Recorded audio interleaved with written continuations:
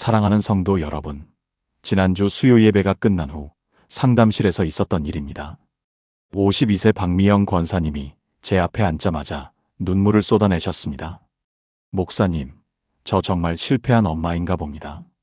20살이 넘은 우리 아들이 이제 교회 이야기만 나오면 방문을 쾅 닫고 들어가요. 박 권사님은 15년 동안 매주 일요일 아침이면 전쟁을 치렀다고 고백하셨습니다. 아들이 초등학교 때부터 시작된 그 전쟁은 해가 갈수록 치열해졌습니다. 5분만 더요 하는 아들과 지금 당장 일어나 외치는 엄마. 억지로 옷을 입히고 울며 겨자 먹기로 차에 태우고 예배당 문 앞까지 끌고 가던 그 시간들. 박 권사님은 그것이 신앙교육이라고 믿었습니다. 그런데 결과는 어땠을까요? 대학생이 된 아들은 이제 크리스마스에도 교회에 오지 않습니다. 믿음의 가족 여러분, 이 이야기가 낯설지 않으신가요? 한국 교회 통계를 보면 충격적인 숫자가 나옵니다. 교회 학교를 다니던 아이들 중 70%가 고등학교를 졸업하면서 교회를 떠납니다. 그리고 그중 절반 이상이 다시는 돌아오지 않습니다. 우리는 무엇을 잘못한 걸까요? 46세 김성호 집사님의 사연도 비슷했습니다. 중학교 2학년 딸아이가 최근 이렇게 말했다고 합니다. 아빠, 솔직히 말할게요. 전 하나님이 싫은 게 아니에요. 그냥 억지로 끌려가는 게 너무 싫어요. 제 친구들은 일요일 아침에 늦잠도 자고 가족들이랑 브런치도 먹는데 전 무조건 교회 가야 하잖아요. 이 말을 들은 김 집사님은 그제야 깨달았다고 합니다. 자신이 15년 동안 아이에게 가르친 것은 하나님의 사랑이 아니라 종교적 의무였다는 사실을요. 예배는 기쁨이 아니라 부담이 되어버렸고 교회는 만남의 장소가 아니라 억압의 공간이 되어버렸습니다. 사랑하는 성도 여러분, 오늘 저는 30년 가까이 목회하면서 수없이 목격한 가슴 아픈 현실에 대해 말씀드리려 합니다. 그것은 바로 우리의 선한 의도가 어떻게 자녀들을 하나님으로부터 멀어지게 만드는지에 관한 이야기입니다. 이 시간 함께 고민해 보시겠습니까? 우리가 정말 자녀들에게 전해야 할 신앙은 무엇인지, 그리고 어떻게 해야 억지가 아닌 감동으로 다음 세대를 세울 수 있는지 말입니다. 사랑하는 성도 여러분, 오늘 이 말씀을 전하는 저의 마음이 참으로 무겁습니다. 지난주 수요 예배가 끝나고 한 어머니가 제게 찾아왔습니다. 47세 김은정 집사님이었는데 눈물을 글썽이며 이렇게 말씀하셨습니다. 고등학교 2학년인 아들이 교회를 나오지 않겠다고 선언했다는 것입니다. 중학교 때까지는 그래도 억지로라도 따라왔는데 이제는 완전히 마음의 문을 닫아버렸다고 하소연하셨습니다. 더 안타까운 것은 이런 상황이 김은정 집사님 가정만의 문제가 아니라는 사실입니다. 2024년 한국교회 청소년 신앙실태 조사 결과를 보면 충격적인 수치가 나타납니다. 부모의 강요로 교회에 다니는 청소년의 87%가 성인이 되면 교회를 떠날 것이라고 답했습니다. 더 놀라운 것은 이들 중 62%가 신앙 자체에 대한 반감을 가지고 있다는 점입니다. 우리가 선한 의도로 자녀를 교회로 이끌려고 하는 그 행동이 오히려 자녀들을 하나님으로부터 멀어지게 만들고 있는 것입니다. 믿음의 가족 여러분, 잠언 22장 6절 말씀을 함께 묵상해 보시겠습니까? 마땅히 행할 길을 아이에게 가르치라. 그리하면 늙어도 그것을 떠나지 아니하리라. 이 말씀에서 우리가 주목해야 할 단어는 바로 가르치라입니다. 히브리어 원어로는 하나크인데 이 단어의 본래 의미는 입맛을 들이다, 미각을 깨우치다는 뜻입니다. 고대 근동 지역에서 산파들은 갓 태어난 아기의 입천장에 대추야자즙을 발라서 빠는 본능을 자극했습니다. 그것이 바로 하나크입니다. 여기서 우리가 깨달아야 할 중요한 진리가 있습니다. 신앙은 억지로 주입하는 것이 아니라 자녀 스스로 그 맛을 느끼고 갈망하게 만드는 것입니다. 우리는 자녀의 입을 억지로 벌려서 음식을 쑤셔 넣으려 하고 있지는 않습니까? 그들이 스스로 하나님의 선하심을 맛보고 경험할 수 있는 환경을 만들어주기보다는 우리의 불안감 때문에 강제로 이끌고 있지는 않습니까? 부산 해운대에 사는 39세 이수진 성도님의 간증을 들려드리겠습니다. 이수진 성도님은 초등학교 3학년 딸 지우와 중학교 1학년 아들 준호를 둔 어머니입니다. 작년 2024년 초까지만 해도 이 가정은 매주 일요일 아침이 전쟁터였습니다.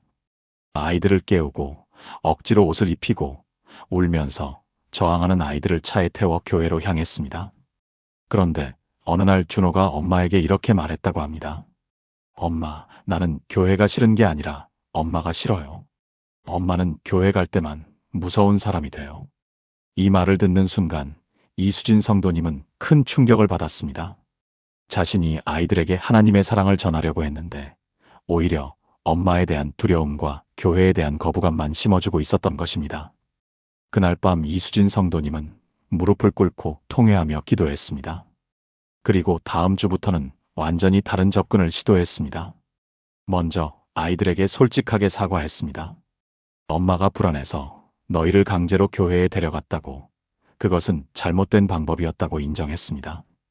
그리고 앞으로는 강요하지 않을 것이며 대신 엄마가 교회에서 어떤 은혜를 받았는지, 하나님이 우리 가정에 어떤 축복을 주셨는지 이야기로 들려주겠다고 약속했습니다. 놀라운 변화가 일어났습니다. 처음 2주 동안 아이들은 교회에 나오지 않았습니다. 이수진 성도님은 불안했지만 참았습니다. 대신 교회에서 돌아오면 오늘 목사님 말씀 중에 이런 부분이 참 좋았다.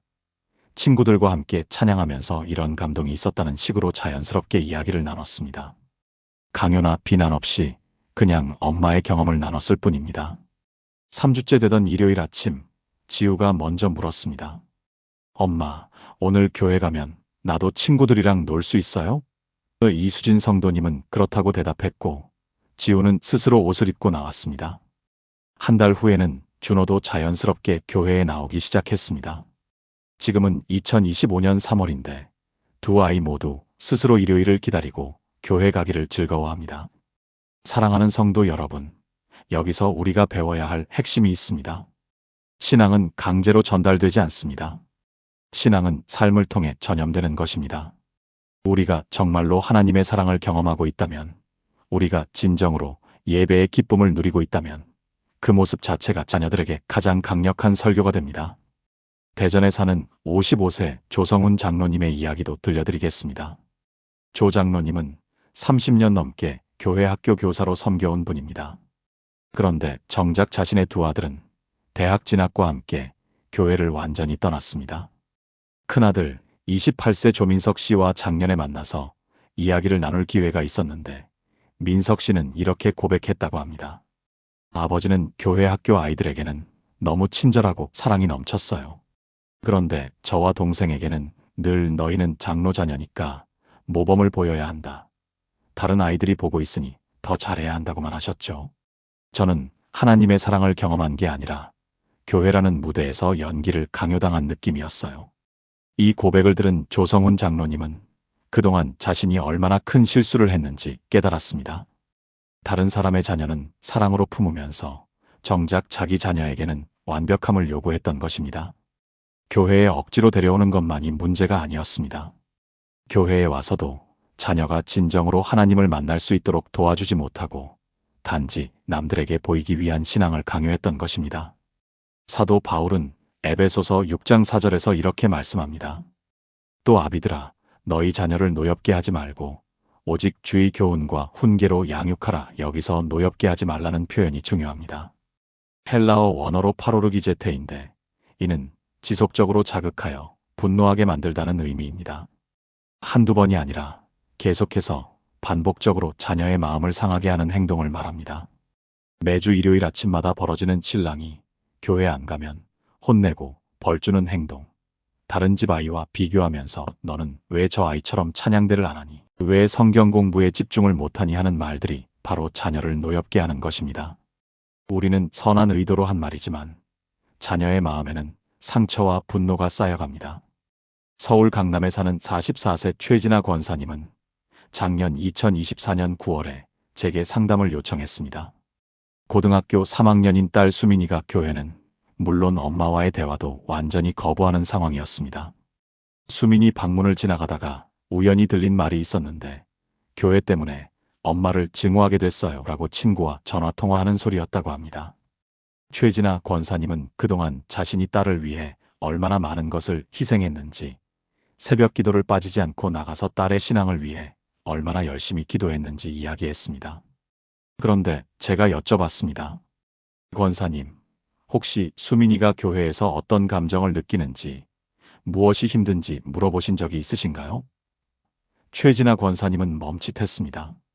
단 한 번도 딸의 마음을 들어본 적이 없었던 것입니다.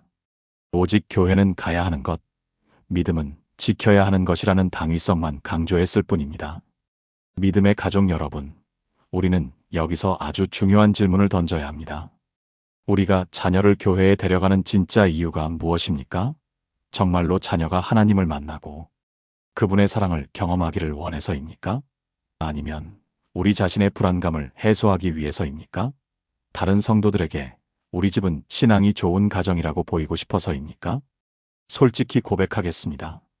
저 자신도 15년 전 첫 아이가 태어났을 때 똑같은 실수를 했습니다. 목사인 제가 자녀를 잘 양육하지 못하면 성도들 앞에서 체면이 서지 않을 것 같았습니다. 그래서 아이가 조금만 예배 시간에 떠들거나 집중하지 않으면 필요 이상으로 엄하게 대했습니다. 결과적으로 우리 큰아이는 초등학교 4학년 때 제게 이렇게 말했습니다. 아빠, 나는 하나님이 좋은데 교회는 싫어요. 교회에 가면 아빠가 무서워요. 사랑하는 성도 여러분, 제 아이의 그 고백을 듣는 순간 저는 무너졌습니다.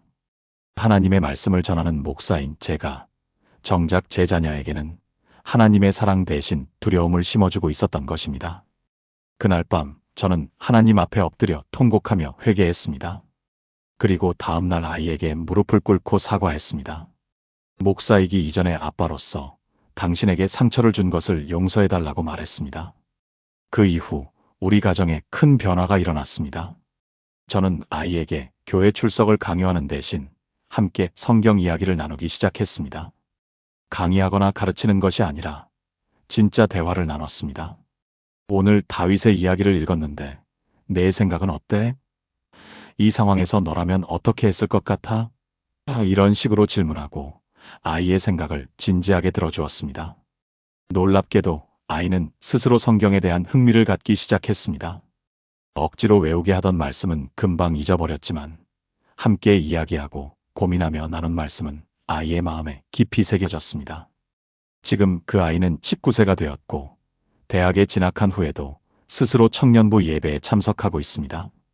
제가 강요해서가 아니라 자신이 그곳에서 하나님을 만나기 때문입니다. 인천 송도에 사는 41세 박준혁 집사님의 이야기를 들려드리겠습니다.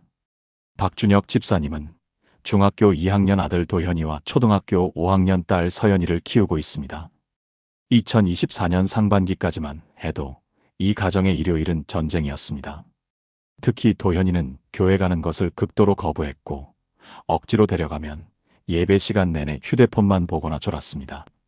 그러던 어느 날 박준혁 집사님은 용기를 내서 도현이에게 물었습니다. 도현아, 아빠한테 솔직하게 말해줄래? 교회가 왜 싫어? 처음에 도현이는 대답을 피했습니다. 하지만 박 집사님이 진심으로 듣고 싶다고 혼내지 않을 테니 편하게 말해달라고 하자 도현이는 조심스럽게 입을 열었습니다. 아빠, 저는 하나님을 믿는데요. 교회에 가면 아무도 제 마음을 물어보지 않아요. 다들 학교는 잘 다니니? 성적은 어때? 만 물어봐요. 그리고 예배 시간에 목사님 말씀도 다 좋은데 전부 이렇게 살아야 한다. 저렇게 해야 한다는 이야기뿐이에요. 저는 제가 힘들 때 하나님이 정말 저와 함께 하시는지 알고 싶은데 교회에서는 그런 걸 느낄 수가 없어요. 이 고백을 들은 박준혁 집사님은 큰 충격을 받았습니다. 아이가 교회를 거부하는 이유가 불신앙 때문이 아니었습니다. 오히려 더 진실한 신앙을 갈망하는데 교회가 그것을 채워주지 못하고 있었던 것입니다. 박 집사님은 그날부터 접근 방식을 완전히 바꿨습니다. 먼저 도현이에게 한 달 동안 교회를 쉬어도 좋다고 말했습니다. 대신 일주일에 한 번 아빠와 단둘이 산책하면서 신앙에 대해 솔직하게 이야기 나누자고 제안했습니다. 도현이는 반신반의했지만 동의했습니다. 첫 번째 산책에서 박 집사님은 아이에게 가르치려 하지 않았습니다. 대신 자신의 중학교 시절 이야기를 들려줬습니다. 자신도 그 나이에 신앙에 대해 많은 의문이 있었고 교회가 답답하게 느껴진 적이 있었다고 솔직하게 털어놨습니다. 두 번째 산책에서는 도현이가 먼저 질문을 던졌습니다. 아빠는 정말 하나님이 계신다고 확신해요? 박 집사님은 즉답하지 않았습니다. 잠시 생각하다가 이렇게 대답했습니다. 100% 확신한다고 말하면 거짓말일 것 같아. 때로는 아빠도 의심이 들고 흔들릴 때가 있어. 하지만 아빠가 힘들 때 기도하고 나면 마음에 평안이 오는 경험을 너무 많이 했어. 그리고 우리 가정에 일어난 기적들을 보면서 이건 우연이 아니라 하나님의 손길이라고 믿게 됐어. 이런 솔직한 대화가 오히려 도현이의 마음을 열었습니다. 완벽한 신앙인의 모습이 아니라 여전히 고민하고 성장하는 아빠의 진실한 모습이 도현이에게 큰 울림을 줬던 것입니다. 한 달 후 도현이는 스스로 교회에 다시 나왔습니다. 그것도 전보다 훨씬 적극적인 태도로 말입니다. 믿음의 가족 여러분, 신명기 6장 6절부터 7절 말씀을 함께 보시겠습니까? 오늘 내가 내게 명하는 이 말씀을 너는 마음에 새기고 내 자녀에게 부지런히 가르치며 집에 앉았을 때에든지 길을 갈 때에든지 누워 있을 때에든지 일어날 때에든지 이 말씀을 강론할지니라. 많은 분들이 이 말씀에서 부지런히 가르치라는 부분만 강조합니다. 하지만 그 앞에 나오는 구절을 주목해야 합니다. 너는 마음에 새기고입니다. 먼저 부모의 마음에 말씀이 새겨져야 합니다. 형식적으로 외운 말씀이 아니라 삶으로 경험한 말씀이어야 합니다. 그리고 강론하라는 단어의 히브리어 원어샤나는 날카롭게 하다, 반복해서 연마하다는 뜻입니다. 이것은 일방적인 주입식 교육이 아니라 삶의 모든 순간에서 자연스럽게 반복해서 나누는 대화를 의미합니다. 광주에 사는 36세 김민지 성도님의 간증도 귀한 교훈을 줍니다. 김민지 성도님은 초등학교 2학년 쌍둥이 자매를 키우고 있습니다. 예은이와 예진이인데 작년 2024년 여름부터 교회 가기를 거부하기 시작했습니다.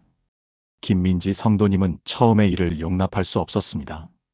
겨우 8살인데 벌써 교회를 거부한다면 앞으로 어떻게 신앙을 지킬 수 있겠냐는 불안감이 엄습했습니다. 그래서 더 강하게 밀어붙였습니다. 교회 안 가면 좋아하는 간식도 못 먹고 친구와 놀러 갈 수도 없다고 했습니다. 아이들은 울면서 저항했지만 결국 억지로 끌려 교회에 왔습니다. 그런데 어느 주일 예배가 끝나고 주일학교 선생님이 김민지 성도님을 조용히 불렀습니다. 선생님은 조심스럽게 말했습니다. 집사님, 오늘 예은이가 화장실에서 혼자 울고 있더라고요. 물어봤더니 엄마가 무서워요.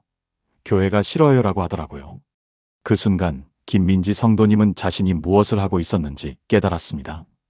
아이들에게 하나님의 사랑을 가르치려 했는데 오히려 엄마의 강압과 교회에 대한 두려움만 심어주고 있었던 것입니다. 집으로 돌아오는 차 안에서 김민지 성도님은 운전을 멈추고 뒷좌석의 아이들을 돌아봤습니다. 그리고 눈물을 흘리며 말했습니다. 예은아, 예진아, 엄마가 미안해. 엄마가 너희 마음을 몰라줬구나. 그날부터 김민지 성도님은 완전히 다른 방식을 시도했습니다. 교회 출석을 강요하는 대신 매일 저녁 잠자리에서 아이들과 함께 간단한 기도 시간을 가졌습니다. 하지만 억지로 기도하라고 하지 않았습니다. 오늘 하루 중에 제일 행복했던 순간이 언제야? 라고 물어보고 아이들이 대답하면 그럼 그 좋은 일을 주신 하나님께 감사 기도를 엄마가 해도 될까? 라고 물었습니다. 처음에는 형식적으로 응하던 아이들이 시간이 지나면서 스스로 감사한 일들을 이야기하기 시작했습니다. 그리고 한 달쯤 지났을 때 예진이가 먼저 물었습니다. 엄마, 나도 하나님께 직접 말씀드리고 싶은데 어떻게 해요? 김민지 성도님은 눈물이 핑 돌았습니다. 강요할 때는 절대 나오지 않던 그 질문이 자유를 줬더니 스스로 나온 것입니다. 지금은 2025년 3월인데 예은이와 예진이는 매주 일요일 아침이면 스스로 일어나서 교회 갈 준비를 합니다. 억지로 끌려가던 아이들이 이제는 교회 가는 것을 즐거워합니다. 무엇이 달라졌을까요? 아이들이 달라진 게 아닙니다. 엄마의 태도가 달라진 것입니다. 사랑하는 성도 여러분, 우리는 여기서 중요한 원리를 발견합니다. 신앙의 씨앗은 강제로 심을 수 없습니다. 씨앗이 자랄 수 있는 토양을 만들어줘야 합니다. 그 토양은 무엇일까요? 바로 사랑과 자유, 그리고 진실입니다. 우리가 진정으로 하나님을 사랑하고 그분과의 관계를 즐거워하는 모습을 보일 때 아이들은 자연스럽게 나도 저런 관계를 갖고 싶다고 갈망하게 됩니다. 사랑하는 성도 여러분, 제가 지난 15년간 목회하면서 가장 가슴 아팠던 순간 중 하나를 나누고자 합니다. 2024년 여름, 부산 수영구에 사는 43세 이현주 집사님이 제게 전화를 하셨습니다. 목소리가 떨리고 있었습니다. 대학교 1학년인 딸이 방학 때 집에 내려왔는데 자기 방에 있던 성경책과 찬송가를 모두 쓰레기 봉투에 담아버렸다는 것입니다. 그리고 이렇게 말했다고 합니다. 엄마, 나 교회 다니는 것 때문에 중고등학교 6년 동안 정말 힘들었어요. 친구들이 토요일 저녁이나 일요일에 놀자고 할 때마다 교회 가야 한다고 거절해야 했고, 그렇게 말하면 친구들이 이상하게 쳐다봤어요. 수련회 가기 싫다고 했을 때 엄마가 하나님께 죄 짓는 거라고 했던 그 말 아직도 기억나요. 이제 대학생이 됐으니 제 인생은 제가 살게요. 믿음의 가족 여러분, 이 이야기를 듣는 순간 저는 갈라디아서 6장 9절 말씀이 떠올랐습니다. 우리가 선을 행하되 낙심하지 말지니 포기하지 아니하면 때가 이름에 거두리라. 하지만 이 말씀의 진정한 의미는 무엇일까요? 억지로 끌고 가는 것이 선을 행하는 것일까요? 아닙니다. 진정한 선은 자녀의 마음밭을 먼저 일구는 것입니다.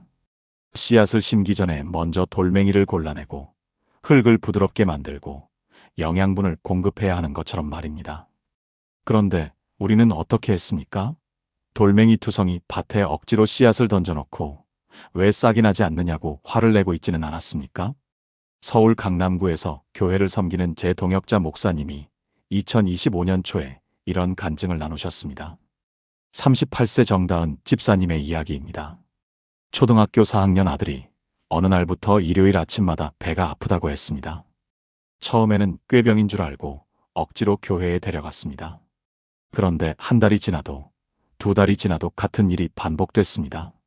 소아과에 가봐도 이상이 없다고 했습니다. 그때 정 집사님이 용기를 내어 아이에게 물었습니다. 엄마한테 솔직하게 말해줄래? 교회 가는 게 싫은 거야? 아이는 한참을 망설이다가 고개를 끄덕였습니다. 그리고 이렇게 말했습니다. 엄마, 주일학교 선생님이 착하긴 한데요. 자꾸 앞에 나와서 찬양하라고 해요. 저는 사람들 앞에 서는 게 너무 무서워요. 그런데 안 나가면 하나님이 슬퍼하신대요. 저는 하나님을 슬프게 하고 싶지 않은데 앞에 나가는 것도 너무 무서워요. 사랑하는 성도 여러분, 이 얼마나 가슴 아픈 고백입니까? 10살짜리 아이가 하나님을 사랑하고 싶은데 교회의 방식이 그 아이에게는 너무 큰 두려움이었던 것입니다. 정 집사님은 그날 밤 눈물로 기도했습니다. 그리고 다음 주 주일학교 교사회의에서 용기를 내어 이 이야기를 나눴습니다. 놀랍게도 여러 교사들이 비슷한 경험을 이야기했습니다. 아이들이 각자 다른 성향을 가지고 있는데 모든 아이에게 똑같은 방식을 강요했던 것입니다. 그 교회는 즉시 변화를 시작했습니다. 찬양을 앞에 나와서 해도 되고 자리에 앉아서 해도 되고 심지어 손뼉만 쳐도 된다고 했습니다. 기도도 큰 소리로 해도 되고 마음속으로 해도 된다고 했습니다. 그 후 3개월이 지났을 때 정 집사님의 아들은 더 이상 일요일 아침에 배가 아프다고 하지 않았습니다. 믿음의 가족 여러분, 여기서 우리가 놓치고 있는 진실이 있습니다. 하나님께서는 우리 각자를 독특하게 창조하셨다는 것입니다.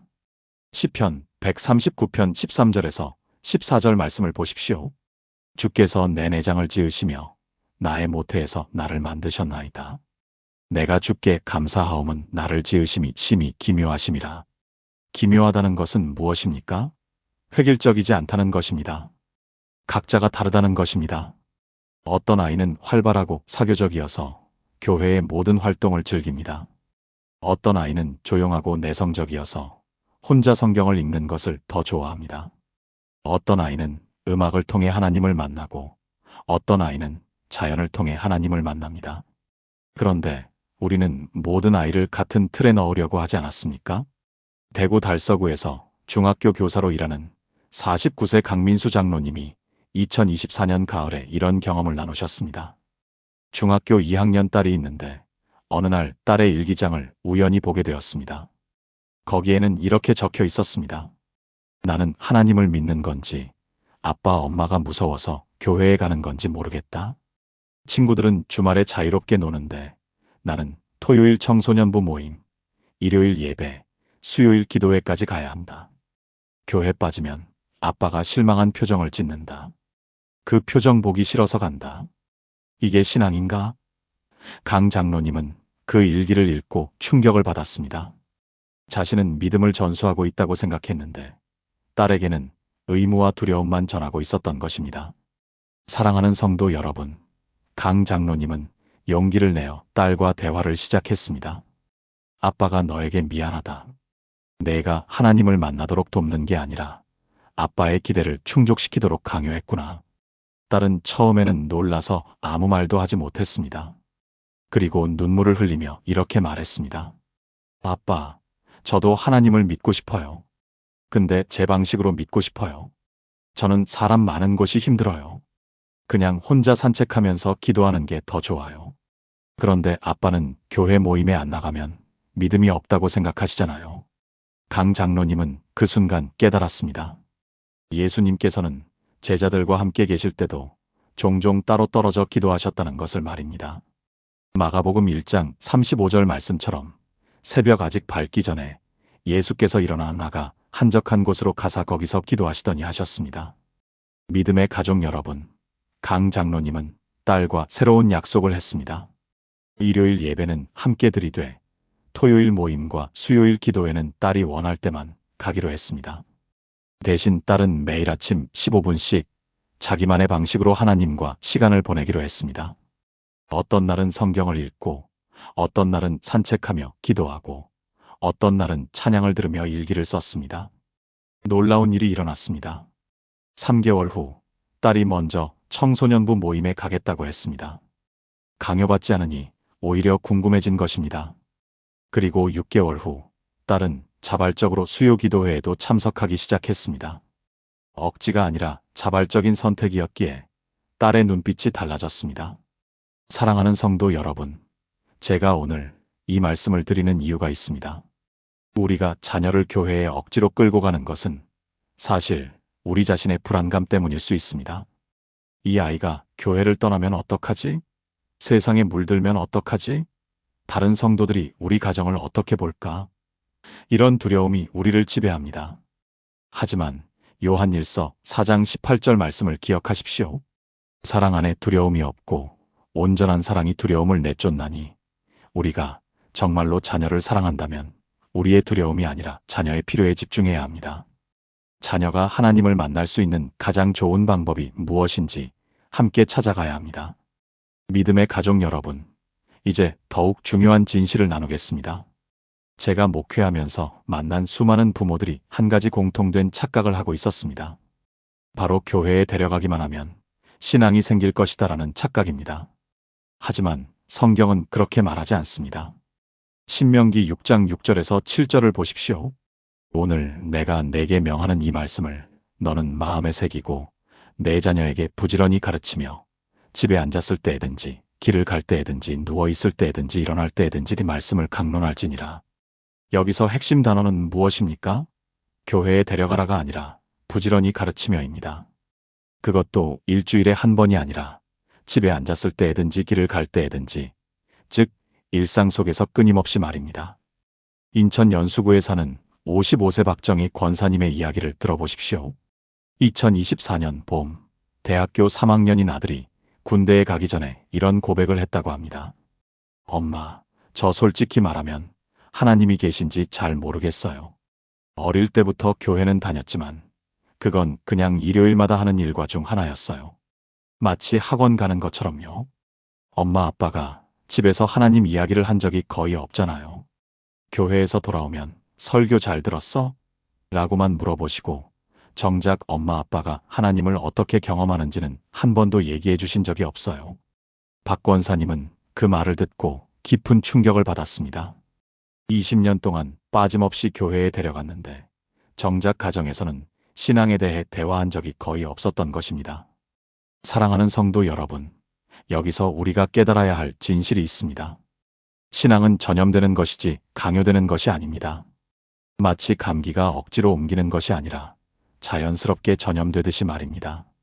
부모가 진심으로 하나님을 사랑하고 경험하는 모습을 보면 자녀는 자연스럽게 나도 저런 하나님을 만나고 싶다는 마음을 갖게 됩니다. 하지만 부모가 교회에서는 은혜 받은 척하고 집에서는 세상 사람과 다를 바 없이 산다면 자녀는 신앙을 위선으로 여기게 됩니다. 마태복음 23장 28절에서 예수님께서 말씀하셨습니다. 이와 같이 너희도 겉으로는 사람에게 옳게 보이되 안으로는 외식과 불법이 가득하도다. 광주 북구에서 약국을 운영하는 46세 최영수 집사님이 2025년 1월에 간증을 나누셨습니다.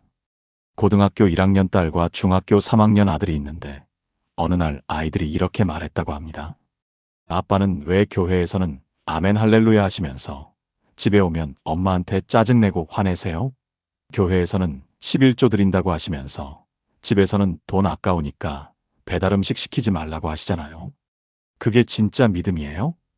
최 집사님은 그 순간 자신의 이중적인 모습을 직면하게 되었습니다. 교회에서는 열심히 봉사하고 기도하는 모습을 보였지만 가정에서는 전혀 다른 사람이었던 것입니다. 믿음의 가족 여러분, 최 집사님은 그날 밤 통곡하며 회개했습니다. 그리고 다음 날부터 변화를 시작했습니다. 아내에게 먼저 사과했고 아이들 앞에서 무릎 꿇고 용서를 구했습니다. 그리고 매일 저녁 식사 후 30분씩 가족 모임을 시작했습니다. 억지로 성경을 읽게 하는 것이 아니라 아빠가 그날 하나님을 어떻게 경험했는지 솔직하게 나눴습니다. 오늘 약국에서 가난한 할머니가 오셨는데 약값이 없다고 하시더라. 처음에는 그냥 보내드리고 싶었는데 성령님이 마음에 감동을 주셔서 약을 무료로 드렸어. 그랬더니 할머니가 눈물 흘리시면서 하나님이 보내신 천사라고 하시더라. 그 순간 내가 천사가 아니라 하나님의 도구일 뿐이라는 걸 깨달았어. 사랑하는 성도 여러분, 놀라운 일이 일어났습니다. 최 집사님이 억지로 성경을 읽으라고 하지 않았는데 딸이 먼저 아빠, 저도 오늘 학교에서 하나님 경험했어요 라고 이야기를 시작한 것입니다. 왕따 당하는 친구가 있는데 다들 그 애를 피하잖아요. 근데 오늘 예배 시간에 목사님이 선한 사마리아인 이야기 하시는 걸 듣고 제가 그 친구 옆자리에 앉았어요. 친구가 깜짝 놀라면서 고맙다고 하더라고요. 그때 제 마음이 참 따뜻했어요. 이게 하나님이 기뻐하시는 거 맞죠? 최 집사님은 눈물을 흘렸습니다. 억지로 끌고 가지 않았는데 자녀가 스스로 하나님을 경험하고 있었던 것입니다. 믿음의 가족 여러분, 여기서 우리가 알아야 할 또 하나의 진실이 있습니다. 자녀의 영적 성장은 부모의 영적 성숙도를 넘어설 수 없다는 것입니다. 잠언 22장 6절 말씀을 보십시오. 마땅히 행할 길을 아이에게 가르치라. 그리하면 늙어도 그것을 떠나지 아니하리라. 여기서 가르치라는 히브리어 원어는 하나크인데 이것은 단순히 지식을 전달하는 것이 아니라 맛보게 하다, 경험하게 하다는 뜻입니다. 즉, 부모가 먼저 하나님의 말씀을 맛보고 경험해야 자녀에게도 그것을 전할 수 있다는 것입니다. 부모가 기도의 능력을 경험하지 못했는데 어떻게 자녀에게 기도를 가르칠 수 있겠습니까? 부모가 하나님의 사랑을 느끼지 못했는데 어떻게 자녀에게 그 사랑을 전할 수 있겠습니까? 서울 노원구에 사는 41세 김태희 집사님의 간증을 들어보십시오. 2024년 여름, 초등학교 5학년 아들이 갑자기 엄마 하나님은 정말 기도를 들어주세요? 라고 물었습니다. 김 집사님은 순간 당황했습니다. 왜냐하면 자신도 기도 응답을 확실하게 경험한 적이 없었기 때문입니다. 그저 습관적으로 기도하고 교회에서 기도하라고 하니까 기도했을 뿐입니다. 김 집사님은 솔직하게 대답했습니다. 엄마도 사실 잘 모르겠어. 그런데 우리 같이 한번 진짜로 기도해 볼까? 엄마도 하나님이 정말 기도를 들으시는지 경험해 보고 싶어. 그날부터 모자는 함께 40일 기도를 시작했습니다. 아들의 학교 친구 중에 아파서 학교를 못 나오는 친구를 위해 매일 기도했습니다. 사랑하는 성도 여러분, 30일째 되는 날, 그 친구가 학교에 나왔습니다. 병원에서도 이유를 모르겠다고 했는데 갑자기 증상이 사라졌다는 것입니다. 김 집사님의 아들은 뛰어와서 말했습니다. 엄마, 하나님이 정말 기도 들어주시는 거 맞죠? 우리가 기도한 게 30일인데 딱 그때 친구가 나았어요. 김 집사님도 눈물이 났습니다. 자녀를 억지로 기도하게 만들지 않고 함께 기도의 여정을 걸으니까 자녀가 스스로 하나님을 경험한 것입니다. 그 후로 아들은 엄마가 시키지 않아도 스스로 기도하기 시작했습니다. 억지가 아니라 경험에서 나온 자발적인 신앙이었습니다. 믿음의 가족 여러분, 이제 오늘 말씀의 마지막 진실을 나누고자 합니다. 많은 부모들이 이런 질문을 합니다. 그러면 목사님, 아이가 교회 가기 싫다고 하면 그냥 안 보내도 되나요? 그게 진짜 사랑인가요? 이것은 매우 중요한 질문입니다. 제가 드리는 답은 이것입니다. 억지로 끌고 가는 것과 완전히 포기하는 것, 이 두 극단 사이에 지혜로운 길이 있습니다. 그것은 바로 대화와 이해, 그리고 점진적 변화입니다. 에베소서 6장 4절 말씀을 보십시오. 또 아비들아, 너희 자녀를 노엽게 하지 말고 오직 주의 교훈과 훈계로 양육하라. 여기서 노엽게 하지 말라는 것은 무엇입니까? 자녀의 감정과 의견을 무시하고 일방적으로 강요하지 말라는 것입니다. 부산 해운대구에서 사업을 하는 50세 이성진 장로님이 2024년 가을에 이런 경험을 나누셨습니다. 중학교 3학년 아들이 어느 날부터 일요일 아침마다 몸이 아프다고 했습니다. 이 장로님은 처음에는 화가 났습니다. 꾀병 부리지 마. 일어나서 교회 가자. 하지만 아들의 표정이 너무 고통스러워 보여서 그날은 교회를 쉬었습니다. 오후에 아들과 단둘이 앉아서 대화를 시작했습니다. 아들아, 아빠한테 솔직하게 말해줄래? 교회 가는 게 싫은 거야? 아들은 한참을 망설이다가 고개를 끄덕였습니다. 아빠, 저 교회에서 친구가 한 명도 없어요. 다들 초등학교 때부터 같이 다닌 애들이라 끼리끼리 놀고 저는 항상 혼자예요. 그리고 예배 시간에 목사님 말씀이 너무 어려워요. 무슨 말인지 하나도 모르겠어요. 1시간 동안 앉아있는 게 너무 힘들어요. 사랑하는 성도 여러분, 이 장로님은 그 순간 깨달았습니다. 아들이 하나님을 거부하는 것이 아니라 교회의 환경이 아들에게 맞지 않는다는 것을 말입니다. 이 장로님은 먼저 아들에게 사과했습니다. 내 마음을 알아주지 못해서 미안하다. 아빠가 생각해보니 내가 중학교 1학년 때 우리가 이 교회로 옮겼는데 내가 새로운 환경에 적응하는 걸 도와주지 못했구나. 그리고 아들에게 제안했습니다. 우리 함께 해결책을 찾아보자. 내가 편하게 하나님을 만날 수 있는 방법을 같이 고민해보자. 아들은 처음으로 아빠가 자기 편이라고 느꼈습니다. 믿음의 가족 여러분, 이제 오늘 말씀의 가장 중요한 핵심을 전하고자 합니다. 제가 15년간 목회하면서 깨달은 가장 아름다운 진리입니다. 지난달 제게 한 통의 편지가 왔습니다. 3년 전 교회를 떠났던 28세 청년 최준호 형제가 보낸 편지였습니다. 그는 편지에서 이렇게 고백했습니다. 목사님, 저는 15년 동안 부모님의 강요로 교회에 다녔습니다. 그 15년 동안 단 한 번도 하나님을 사랑해 본 적이 없었습니다. 교회는 제게 의무였고, 찬양은 지루한 시간이었으며, 예배는 끝나기만을 기다리는 고통이었습니다. 그런데 교회를 떠나고 2년이 지난 어느 날 우연히 길을 걷다가 한 작은 교회에서 들려오는 찬양 소리를 들었습니다. 그 순간 제 발걸음이 멈췄습니다. 그리고 처음으로, 정말 처음으로 제 의지로 교회 문을 열고 들어갔습니다. 여러분, 이 청년의 고백을 들으며 저는 눈물을 흘렸습니다. 그가 편지 끝에 쓴 문장은 이것이었습니다. 목사님, 저는 이제야 알았습니다. 신앙은 억지로 심어지는 것이 아니라 자유 속에서 꽃 피는 것이라는 것을요. 부모님이 저를 놓아주셨을 때 하나님께서 비로소 저를 찾아오셨습니다. 사랑하는 성도 여러분, 이것이 바로 오늘 제가 전하고 싶었던 99%가 모르는 진실입니다. 우리는 자녀를 교회에 억지로 끌고 가면 신앙이 생긴다고 착각합니다. 하지만 진실은 정반대입니다. 억지로 끌고 갈수록 아이의 마음은 하나님으로부터 더 멀어집니다. 작년 가을 대구에서 목회하시는 60세 김성일 목사님이 제게 이런 간증을 나누셨습니다. 그분의 아들은 20대에 교회를 완전히 떠났습니다. 무려 12년 동안 교회 근처에도 오지 않았습니다. 김 목사님은 그 12년이 지옥 같았다고 고백했습니다. 목사로서의 체면, 주변의 시선, 무엇보다 아들의 영혼에 대한 두려움으로 매일 밤 눈물로 기도했다고 합니다. 그런데 지난해 크리스마스, 놀라운 일이 일어났습니다. 그 아들이 32년 만에 처음으로 스스로 교회에 왔습니다. 김 목사님이 아들에게 물었습니다. 무엇이 너를 다시 교회로 돌아오게 했니? 아들의 대답은 이것이었습니다. 아버지, 12년 동안 아버지께서 저를 한 번도 교회에 오라고 강요하지 않으셨잖아요. 그저 멀리서 기도만 해주셨죠. 그 기도가, 그 기다림이, 그 존중이 저를 다시 돌아오게 했습니다. 강요가 아닌 사랑이 저를 하나님께로 인도했습니다. 여러분, 이것이 하나님의 방법입니다. 하나님은 인류를 창조하시면서 가장 귀한 선물을 주셨습니다. 바로 자유의지입니다. 하나님은 아담과 하와를 만드셨을 때 로봇처럼 만들지 않으셨습니다. 선택할 수 있는 자유를 주셨습니다. 선악과 앞에서 선택하게 하셨습니다. 왜 그러셨을까요?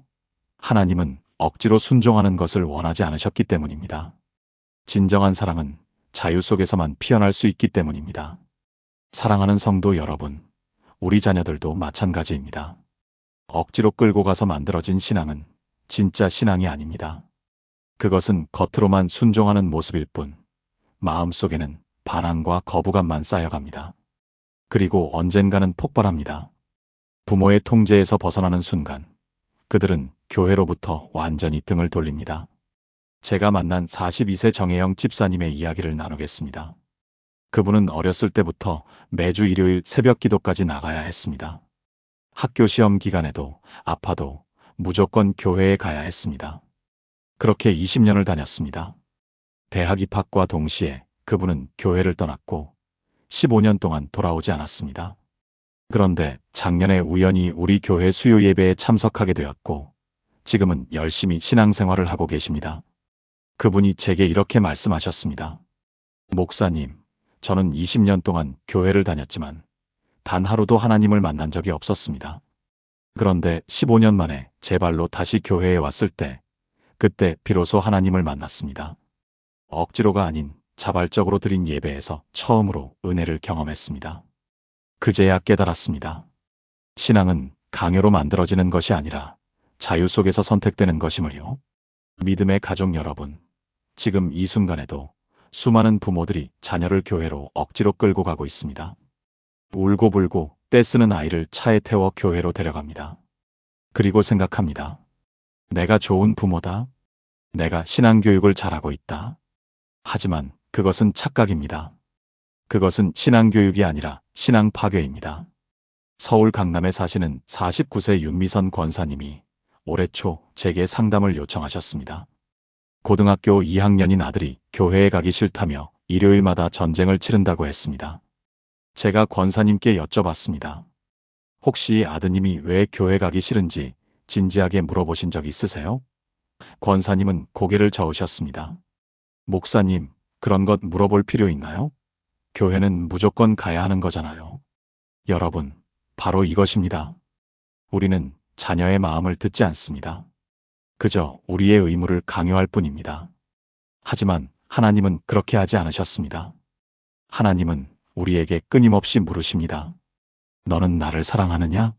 하나님은 우리의 마음을 원하십니다. 억지로 드려지는 예배가 아니라 진심에서 우러나오는 예배를 원하십니다. 제가 윤 권사님께 조언했습니다. 한 달만 실험해 보세요. 아드님에게 선택권을 주세요. 가고 싶으면 가고, 가기 싫으면 안 가도 된다고 말해주세요. 대신 권사님은 변함없이 교회에 가시고 아드님을 위해 기도해 주세요. 그리고 집에서 아드님과 신앙에 대해 강요가 아닌 대화를 나눠보세요. 3개월 후 윤 권사님이 저를 다시 찾아오셨습니다. 그분의 얼굴에는 눈물과 함께 환한 미소가 있었습니다. 목사님, 기적이 일어났습니다. 처음 2주는 아들이 교회에 안 갔습니다. 저는 불안했지만 참았습니다. 그런데 3주째 되던 일요일, 아들이 스스로 옷을 갈아입고 나오는 겁니다. 엄마, 오늘은 교회 가볼까? 하면서요. 저는 눈물이 났습니다. 그리고 지난주에는 아들이 자기 친구를 교회로 데려왔습니다. 엄마, 내 친구한테 우리 교회 소개해주고 싶어라고 하면서요. 사랑하는 성도 여러분, 이것이 바로 자유가 가져오는 기적입니다. 우리가 통제를 놓을 때 하나님이 일하십니다. 우리가 강요를 멈출 때 성령님이 역사하십니다. 우리가 자녀를 놓아줄 때 하나님께서 그들을 붙드십니다. 마지막으로 제 개인적인 간증을 나누겠습니다. 제 딸아이가 중학교 2학년 때 저에게 이렇게 말했습니다. 아빠, 나 교회 다니기 너무 힘들어. 친구들은 일요일에 쉬는데 나만 매주 교회 가야 하잖아. 그리고 솔직히 말하면 예배 시간이 너무 지루해. 목사인 제 입장에서 그 말은 큰 충격이었습니다. 화도 났습니다. 내가 목사인데 내 딸이 이럴 수가? 하는 생각도 들었습니다. 하지만 그날 밤 제 서재에서 무릎 꿇고 기도하는데 하나님께서 제 마음에 이렇게 말씀하셨습니다. 내가 목사이기 때문에 내 딸의 신앙을 강요하는 것은 아니냐? 내가 체면 때문에 딸의 마음을 무시하는 것은 아니냐? 나는 내 딸의 진심을 원한다. 억지 예배가 아니라 기쁨의 예배를 원한다. 그날 이후 저는 딸아이에게 말했습니다. 은서야, 교회는 내가 가고 싶을 때 가렴. 아빠는 내가 언젠가는 스스로 하나님을 만나게 될 거라고 믿어. 그때까지 아빠는 기다릴게. 그리고 기도할게. 솔직히 말씀드리면 그 기다림은 쉽지 않았습니다. 석 달 동안 딸아이는 교회에 나오지 않았습니다. 주일마다 아내와 저만 교회에 갔습니다. 성도들의 눈치도 보였고 목사 자식이 교회도 안 나온다는 소문도 들렸습니다. 하지만 그 석 달이 지난 어느 일요일 아침 딸아이가 먼저 교회 가자고 했습니다. 그리고 차 안에서 이렇게 말했습니다. 아빠, 나 혼자 있는 동안 생각을 많이 했어. 그리고 깨달았어. 교회가 억지로 가는 곳이 아니라 내가 선택해서 가는 곳이라는 걸. 그래서 오늘은 내 마음으로 가보려고. 그날 예배 후 딸아이가 청년부에 등록했고 지금은 청년부 찬양팀에서 봉사하고 있습니다. 믿음의 가족 여러분, 저는 이 경험을 통해 깨달았습니다. 진정한 신앙교육은 통제가 아니라 신뢰입니다. 강요가 아니라 기다림입니다. 억압이 아니라 자유입니다. 우리가 자녀를 하나님께 맡기고 기다릴 때 하나님께서 그들의 마음을 만지십니다. 오늘 이 말씀을 듣고 계신 여러분 중에 혹시 지금 자녀를 억지로 교회에 데려가고 있는 분이 계십니까? 혹시 매주 일요일이 전쟁터 같은 분이 계십니까? 그렇다면 오늘부터 멈추십시오. 자녀를 놓아주십시오. 하나님께 맡기십시오. 그리고 기도하십시오. 여러분의 강요가 아닌 하나님의 사랑이 그들을 인도하게 하십시오. 억지로 끌고 간 1000번의 예배보다 스스로 선택한 단 한 번의 예배가 더 큰 은혜가 됩니다. 억지로 부른 1000번의 찬양보다 마음에서 우러나온 단 한 번의 찬양이 하나님께 더 기쁨이 됩니다. 억지로 낭독한 1000번의 성경 말씀보다 스스로 펼쳐본 단 한 번의 성경 말씀이 더 큰 깨달음을 줍니다.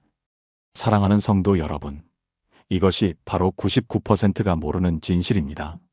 자녀를 교회에 억지로 끌고 가면 오히려 더 멀어집니다. 하지만 자유를 주고 기다리면 하나님께서 그들을 다시 데려오십니다. 이것이 하나님의 방법입니다. 이것이 진정한 신앙교육입니다. 이것이 우리가 배워야 할 사랑의 원리입니다. 사랑하고 존귀하신 하나님 아버지, 오늘 이 시간 주님 앞에 무릎 꿇고 기도합니다. 하나님 아버지, 우리는 고백합니다. 그동안 우리가 얼마나 많은 착각 속에서 자녀를 대해왔는지를 고백합니다. 교회에 억지로 데려가는 것이 신앙교육이라고 착각했고, 강요하는 것이 사랑이라고 착각했으며, 통제하는 것이 부모의 의무라고 착각했습니다. 주님, 우리의 무지함을 용서하여 주옵소서. 하나님, 오늘 말씀을 통해 깨닫게 하심을 감사드립니다. 억지로 끌고 갈수록 자녀의 마음이 주님으로부터 더 멀어진다는 진리를 깨닫게 하심을 감사드립니다. 진정한 신앙은 강요가 아닌 자유 속에서 피어난다는 것을 알게 하심을 감사드립니다. 주님, 지금 이 시간에도 자녀 문제로 고민하는 모든 부모들을 위해 기도합니다. 매주 일요일 아침이 전쟁터 같은 가정들을 위해 기도합니다. 자녀가 교회를 떠나 방황하고 있는 부모들의 아픈 마음을 어루만져 주옵소서. 주님, 그들에게 인내와 지혜를 주시고 무엇보다 자녀를 주님께 온전히 맡기는 믿음을 주옵소서. 하나님 아버지, 우리 자녀들을 위해 기도합니다. 억지로 교회에 다니느라 상처받은 아이들, 신앙을 강요받아 하나님을 두려움의 대상으로만 아는 아이들, 부모의 기대 때문에 가짜 신앙을 연기하고 있는 아이들을 불쌍히 여겨주옵소서. 주님께서 친히 그들의 마음을 만져주시고 그들이 주님의 참된 사랑을 경험하게 하여 주옵소서. 주님, 우리에게 기다림의 은혜를 주옵소서. 당장의 결과를 조급하게 원하지 않고 주님의 때를 기다리는 지혜를 주옵소서. 자녀를 통제하려는 욕심을 내려놓고 주님께 맡기는 믿음을 주옵소서. 강요 대신 대화를, 억압 대신 존중을, 의무 대신 사랑을 보여줄 수 있게 하여 주옵소서. 하나님, 우리 가정이 진정한 신앙의 모델이 되게 하여 주옵소서. 말로만이 아니라 삶으로 주님을 증거하는 부모가 되게 하시고 자녀들이 우리의 삶을 통해 주님의 사랑을 경험하게 하여 주옵소서. 교회가 억지로 가야 하는 의무의 장소가 아니라 기쁨으로 달려가고 싶은 은혜의 장소가 되게 하여 주옵소서. 주님, 특별히 지금 자녀와의 관계가 어려운 부모들을 위해 기도합니다. 그들에게 회복의 은혜를 부어주시고 끊어진 대화의 다리를 다시 놓게 하여 주옵소서. 상처받은 마음을 치유하여 주시고 다시 시작할 수 있는 용기를 주옵소서. 하나님 아버지, 우리가 배웠습니다. 주님께서 우리를 대하시는 방식이 바로 우리가 자녀를 대해야 하는 방식임을 배웠습니다. 주님은 우리에게 자유를 주셨고 선택권을 주셨으며 끝없이 기다려 주셨습니다. 우리도 그렇게 우리 자녀를 대할 수 있게 하여 주옵소서. 주님, 이 기도를 드리는 모든 가정에 주님의 평강이 임하게 하여 주옵소서. 억지가 아닌 자발적인 신앙이 자녀들의 마음속에 자라나게 하시고 그들이 진정으로 주님을 만나는 은혜를 경험하게 하여 주옵소서. 오늘 이 말씀을 듣고 결단하는 모든 부모들을 축복하여 주옵소서. 자녀를 주님께 맡기고 기다리기로 결심한 모든 이들에게 놀라운 역사를 보여주옵소서. 주님의 때에 자녀들이 스스로 주님께 돌아오는 기적을 경험하게 하여 주옵소서. 예수님의 이름으로 기도드립니다. 아멘. 사랑하는 성도 여러분, 오늘 이 긴 말씀을 끝까지 들어주신 여러분께 진심으로 감사드립니다. 제가 15년간 목회하면서 가장 절실하게 나누고 싶었던 메시지를 오늘 여러분과 함께 나눌 수 있어서 정말 감사했습니다. 오늘 우리가 나눈 이야기를 정리해 보겠습니다. 첫째, 자녀를 교회에 억지로 끌고 가는 것은 신앙교육이 아니라 오히려 신앙을 파괴하는 행위입니다. 김은정 집사님의 17세 아들처럼 억지로 다닌 교회는 언젠가 반드시 떠나게 됩니다. 그리고 그때 생긴 상처는 평생 남습니다. 둘째, 교회에 데려가기만 하면 신앙이 생긴다는 것은 착각입니다. 이현주 집사님의 딸 예진이처럼 겉으로는 모범생처럼 보여도 마음속에는 신앙이 없을 수 있습니다. 진정한 신앙은 교회 출석이 아니라 하나님과의 개인적인 만남에서 시작됩니다. 셋째, 부모가 보여주는 삶이 가장 강력한 신앙교육입니다. 자녀에게 100번 교회 가라고 말하는 것보다 부모가 기쁨으로 예배드리는 모습 한 번을 보여주는 것이 더 큰 영향을 줍니다. 자녀는 부모의 말이 아니라 부모의 삶을 보고 배웁니다. 넷째, 자녀가 교회 가기 싫다고 할 때는 먼저 그 이유를 진지하게 들어주어야 합니다. 무조건 강요하거나 꾸짖지 말고 자녀의 마음을 이해하려고 노력해야 합니다. 그리고 대화를 통해 함께 해결책을 찾아가야 합니다. 다섯째, 자녀에게 선택권을 주어야 합니다. 물론 이것은 쉽지 않은 결정입니다. 당장은 불안하고 두려울 수 있습니다. 하지만 진정한 신앙은 자유 속에서만 자랄 수 있습니다. 윤미선 권사님처럼 용기를 내어 자녀를 놓아주면 하나님께서 그들을 다시 인도하십니다. 여섯째, 가장 중요한 것은 기도와 기다림입니다. 자녀를 억지로 끌고 가는 대신 하나님께 맡기고 기도하며 기다려야 합니다. 최준호 청년처럼, 정혜영 집사님처럼, 김성일 목사님의 아들처럼 언젠가는 반드시 돌아옵니다. 하나님의 때에 하나님의 방법으로 돌아옵니다. 마지막으로 억지로 끌고 간 1000번의 예배보다 스스로 선택한 단 한 번의 예배가 더 큰 은혜입니다. 이것이 바로 99%가 모르는 진실입니다. 억지로 끌고 가면 오히려 더 멀어지고 자유를 주고 기다리면 하나님께서 다시 데려오십니다. 믿음의 가족 여러분, 오늘 이 말씀이 여러분의 가정에 회복과 치유의 시작이 되기를 간절히 기도합니다. 지금 자녀와의 관계가 어려운 분이라면 오늘부터 새로운 시작을 하시기 바랍니다. 강요를 멈추고 대화를 시작하시기 바랍니다. 통제를 놓고 기도를 시작하시기 바랍니다. 오늘 이 영상이 도움이 되셨다면 꼭 좋아요 버튼을 눌러주시고 구독과 알림 설정도 부탁드립니다. 여러분의 작은 클릭 하나가 더 많은 가정에 이 메시지를 전하는데 큰 힘이 됩니다. 특히 지금 자녀 문제로 고민하는 주변 분들이 계시다면 꼭 이 영상을 공유해 주시기 바랍니다. 그리고 댓글로 여러분의 이야기를 나눠주시면 정말 감사하겠습니다. 지금 자녀와의 관계가 어떤지, 오늘 말씀을 통해 어떤 깨달음을 얻으셨는지, 혹은 여러분만의 경험담을 나눠주시길 바랍니다.